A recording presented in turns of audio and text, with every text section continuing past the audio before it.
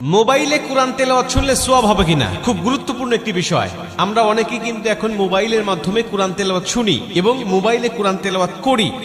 মোবাইলে কোরআন তেলাওয়াত যদি আপনি না পড়তে পারেন বা কুরআনুল কারীম যদি আপনি না পড়তে পারেন, তাহলে কুরআনুল কারীম শুনবেন বা কোরআন পড়তেও পারেন, আবার মোবাইলেও মাধ্যমে শুনবেন, তাহলে আপনার সওয়াব হবে কিনা, খুব গুরুত্বপূর্ণ একটা বিষয়। আজকে অধিকাংশ ইয়াং যারা, তারা বেশিরভাগ কুরআনুল কারীমের তেলাওয়াত তারা মোবাইলের মাধ্যমে শোনে। এটা খুবই ভালো বিষয় যে আজকে যুবকেরা গান বাজনা ছেড়ে দিয়ে বিভিন্ন নাটক সিনেমা এগুলো বাদ দিয়ে তারা কুরআনুল কারীমের তেলাওয়াত শুনছে। রাত্রিবেলায় কোরআন তেলাওয়াত শুনতে শুনতে অনেকেই ঘুমিয়ে যাচ্ছে। আর কোরআন তেলাওয়াত শুনলে আপনার সওয়াব হবে কিনা, এ ব্যাপারে আল্লাহ পাক স্বয়ং নিজে কুরআনুল কারীমের মধ্যে উত্তর দিয়েছেন। আল্লাহ বলছেন, ওয়াইদা কুরিয়াল কুরআনু ফাসতামিউ লাহু ওয়ানসিতু লাআল্লাকুম তুরহামুন। আল্লাহ পাক বলছে, যখন কুরআনুল কারীমের তেলাওয়াত হয় তখন তোমরা চুপ থাকো, তোমরা কথা বলো না। ওয়াইদা কুরিয়াল কুরআনু ফাসতামিউ